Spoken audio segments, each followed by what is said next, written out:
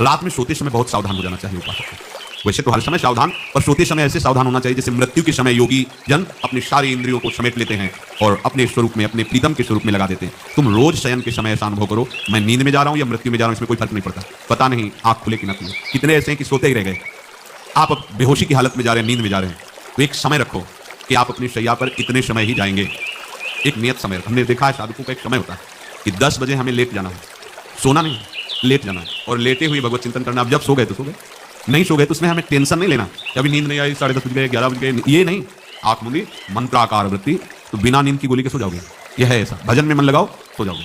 जिनको नींद ना आती हो उनके लिए सही दवा है, आप नींद का चिंतन न करके प्रभु का चिंतन करने लगो, देख लेना आप कब सो गए पता नहीं चले। और अगर सौभाग्य से नींद ना आई तो नींद में जो इंद्रियों को पुष्टता मिलती है वो होता है संसार का विस्मरण। नींद में खास बात क्या होती है कि संसार का चिंतन छूट जाता है, फिर वो मस्त हो जाता है। उसमें जो ऊर्जा शक्ति जागृत होती है, संसार के चिंतन से ऊर्जा शक्ति नष्ट होती है। तो 4 घंटे 5 घंटे संसार के चिंतन से रहित पड़ा रहा सुषुप्ति में, तो उसे ऊर्जा शक्ति फिर आ गई। और अगर 4-5 घंटे आप प्रभु के चिंतन में रहे तो संसार का चिंतन छूटा, आनंद सिंधु का चिंतन हुआ। तो ये नहीं होगा कि आज रात्रि सोया नहीं तो बहुत टेंशन है, परेशान, ऐसा नहीं। ये बहुत सावधानी की बात, प्रायः इस सावधानी में नहीं रहा जाता। बचपन से सदगुरुदेव भगवान ने यही शिक्षा दी थी, गुरु कृपा से ऐसे उपदेश मिले थे। सोते समय कोई वार्ता नहीं, कोई अन्य चिंतन नहीं, चुपचाप अपने मन को हटाकर केवल इष्टमय करो। कब नींद आ जाती है इसकी चिंता मत करो, इष्टाकार वृत्ति करके ही सोना चाहिए।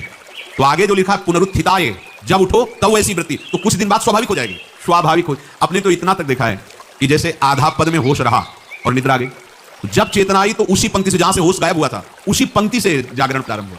ऐसा ही जब ऑपरेशन के समय बेहोश किया गया था तो उनसे कहा था हमें बता देना कुछ मिनट में, तुम कहाँ लगाने वाले इंजेक्शन और कुछ ही सेकंड में इसका सब बस।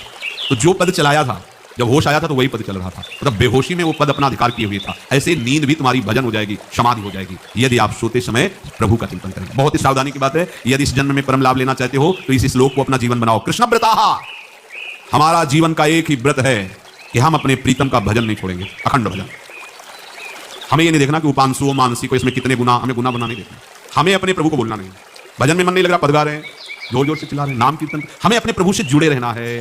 कृष्ण व्रताः, कृष्ण मनुस्मरंतो, हमारा निरंतर स्मरण चले, बस ये प्रयास रखना। जब निरंतर स्मरण की बात कह दी तो फिर आगे कुछ कहना नहीं चाहिए, पर खास बात इसीलिए कहा जाता है कि आप समझ जाओ। रात्रौच, जब कोई भी ब्रह्मचारी, कोई भी उपासक, कोई भी बैरागी त्यागी महात्मा सोते समय असावधान हो गया तो उसकी रात्रि बहुत गलत जाएगी। खास जब आप सैया पे शयन करते उस समय असावधानी हुई तो विकार छा जाएगा, ध्यान रखना। आपका चिंतन गलत हो जाएगा, आपकी चेष्टा गलत हो जाएगी, जागृत में ना सही तो स्वप्न में। आप सावधान उस समय जरूर रहिए और उतना ही विश्राम कीजिए जितना आवश्यक हो। व्यर्थ में करवटें मत बदलिए, ये उपासक का स्वरूप नहीं होता। रोगी है तो बात अलग है, बड़े असाध्य रोगों से, नहीं तो ऐसी दिनचर्या नहीं होनी चाहिए। 3:30 अभी आधा घंटा तो है, फिर कमर उड़ लिए, ये साधक का नहीं होता। उचित समय जो मानो 4 घंटा, तो अब ये नींद का विषय आओ या ना हो, हम तुम्हारे लिए उस पर बिछा के नहीं बैठेंगे कि आ जाओ आ जाओ। नहीं आई तो अब ये नहीं आप इतने समय नहीं आए, जब 4 बजे उठने समय कैसे नहीं, उसमें विचार नहीं के पहले फेंको और सैया से नीचे उतरो, भूमि को प्रणाम करो, आगे बात नहीं। वो फिर आपको ऐसा होता है 10 मिनट में तो हो जाती है, 10 वो पार कर देगा घंटा। तो रात्रौ च कृष्णम पुनरुत्थिताय, ये नियम लीजिए। सोते समय आप बिल्कुल मृत्यु दशा की स्थिति लाइए, जैसे मरने वाला नहीं होता, सब जगह से मन हटा कर। और सच्ची है, पता नहीं आंख खुले कि ना खुले, ये बड़ा धोखे का जीवन है। ये ऐसे हजारों लोग सोए और सोते ही रह गए, हमको धोखे में नहीं रहना। सुबह जग जाएंगे तो फिर भजन करेंगे, लेकिन हम बिल्कुल तैयारी में। तो जब ये था कि किडनी कभी फेल हो सकती तो हमें ज्ञान तो था नहीं सब समय, तो हम रात्रि में जब शयन का सोते, कपड़े कौन से, पैंट शर्ट थोड़ी सा बटा चला, रज लगाई, राधा वल्लभ जी को ऐसे बांधा, चरणामृत लिया, पूरी तैयारी में, क्योंकि पास कोई था नहीं। तो ये होता था कम मर जाए, कैसे बताएं कितना सुख, एकदम युगल चरणारविंद में तदाकार होते।